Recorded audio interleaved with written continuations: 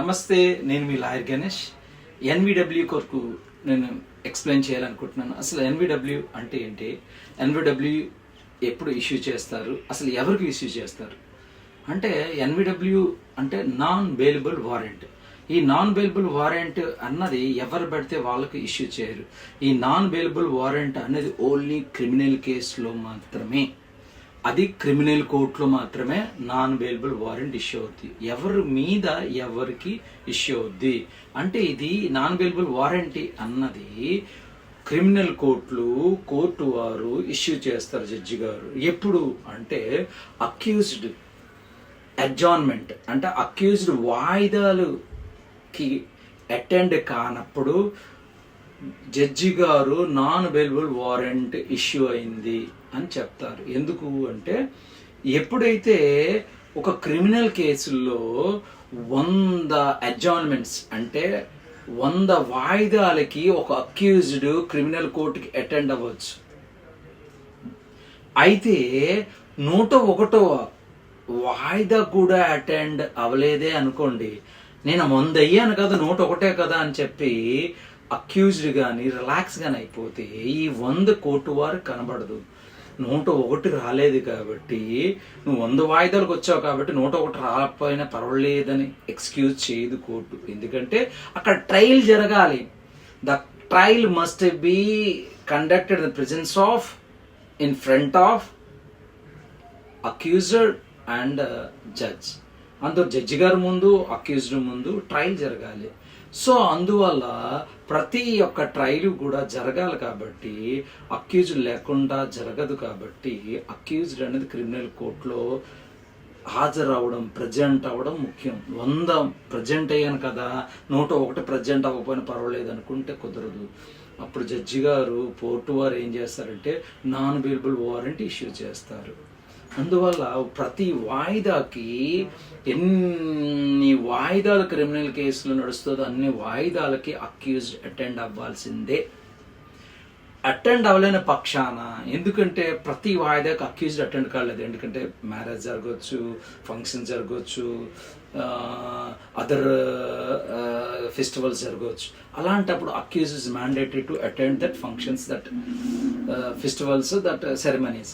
అలాంటప్పుడు లాయర్ గారికి తప్పకుండా ఇన్ఫార్మ్ చేయాలి. లాయర్ గారు ఈ వాయిదాకి నేను రాలేకపోతున్నాను, నాకు బదులుగా యాబ్సెంట్ పిటిషన్ ఫైల్ చేయండి అని.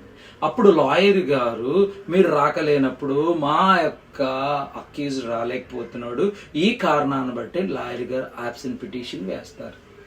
అప్పుడు అక్యూజ్డ్ రాకపోయినా యాబ్సెంట్ పిటిషన్ వేయడం వల్ల, అంటే యాబ్సెంట్ పిటిషన్ ఏం చెప్తుంది అంటే నేను రాకపోయినా కోర్టు యొక్క విధానాలు ప్రొసీడింగ్స్ ఆపొద్దు అని అక్యూజ్డ్ అగ్రీ ఇస్తున్న లెటర్. రెండోది నేను రాలేకపోతున్నాను చెప్పడానికి. అలా ప్రజెంట్ చేసినప్పుడు ట్రయల్ జరుగుతుంది, లాయర్ గారు ఉంటారు, జడ్జిగా జరుగుతుంది. కానీ లాయర్ గారు కూడా యాబ్సెంట్ పిటిషన్ వేయకపోతే, అక్యూజ్డ్ అటెండ్ కాలేదు వాయిదాకి, అలాగే at the same time lawyer గారు కూడా యాబ్సెంట్ పిటిషన్ వేయలేదు, అప్పుడు ఏమవుద్ది, నాన్ బెయిలబుల్ వారెంట్ ఇష్యూ అవుద్ది. అంటే అక్యూజ్డ్ అయినా ముద్దాయి అయినా అటెండ్ అవ్వాలి. ఎక్కడికి? కోర్టుకి. ముద్దాయి ఏ కారణాన్ని బట్టి అటెండ్ కాకపోతే ముద్దాయి ఏమవ్వాలి, లాయర్ గారికి ఇన్ఫార్మ్ చేసి లాయర్ గారు నేను రాలేకపోతున్నాను అని చెప్పి ఆయన ద్వారా ఆబ్సెంట్ పిటిషన్ వేయించాలి. ఆయన కూడా ఆబ్సెంట్ పిటిషన్ వేస్తే నో ప్రాబ్లం, నీ మీద ఎన్బిడబ్ల్యూ ఇష్యూ కాదు. కానీ లాయర్ గారు కూడా వేయకపోతే ఏమవుతుంది, నాన్ బెయిలబుల్ వారెంట్ ఇష్యూ అవుతుంది. అందువల్ల ఎప్పుడు కూడా నాన్ బెయిలబుల్ వారెంట్ కానీ ఇష్యూ అయింది అంటే అక్యూజ్డ్ అన్నది ఎక్కడ కనబడినా కానీ పోలీసు వారు వచ్చి తను అరెస్ట్ చేసి తీసుకుని జైల్లో పెడతారు. మళ్ళా జైల్లోకి వెళ్ళిన తర్వాత రీకాల్ పిటిషన్ వేసుకోవడం, మళ్ళీ హీరింగ్ చెప్పుకోవడం, మళ్ళీ సేమ్ బెయిల్ లాగే మళ్ళీ చాలా పని బాధలు ఇబ్బందులు కలుగుతాయి. కాబట్టి ఎప్పుడు కూడా మీరు రాలేని పక్షాన లాయర్ గారికి ఇన్ఫార్మ్ చేసి లాయర్ గారి ద్వారా సరే యాబ్సెంట్ పిటిషన్ వేయాలి. ఒక్కొక్కసారి లాయర్ గారు, మీరు అనుకున్న లాయర్ గారు మీరు వచ్చేస్తారు కదా అని చెప్పేసి ఆయన వేరే కోర్టులో ఉండిపోయారు అనుకోండి, అప్పుడు పరిస్థితి ఏంటి? సో అలాంటప్పుడు అక్కడ ఉన్న లాయర్ గారు వేరే వాళ్ళకి ఎంటెస్ట్ చేసి absent petition by hook are cook వేయడం జరుగుతుంది. అలాంటప్పుడు ఎన్బిడబ్ల్యూ ఇష్యూ అవుతుంది. ఈ 3 లాయర్ గారు వేయాలి. లాయర్ గారు యాక్షన్ పిటిషన్ కానీ మిస్ అయితే మీరేనా అటెండ్ అవ్వాలి. మీరు కూడా అటెండ్ కాకపోతే కనీసం లాయర్ మీరు ఎంగేజ్ చేసే లాయర్ కాకుండా వేరే లాయర్ గారితో ఇంట్రెస్ట్ చేసి రిక్వెస్ట్ చేసుకొని ఆ యొక్క యాక్షన్ పిటిషన్ వేస్తే మీ మీదకి ఎన్విడబ్ల్యూ రాదు. ఎన్విడబ్ల్యూ రాలేదు అంటే నాన్ బెయిలబుల్ వారెంట్ ఇష్యూ కాలేదు అనుకుంటే మీరు క్షేమంగా ఉన్నట్టు. నాన్ బెయిలబుల్ వారెంట్ ఇష్యూ అయింది అంటే మాత్రం మీరు అరెస్ట్ కాబడతారు, కోర్టు జైలుకి పంపించబడతారు.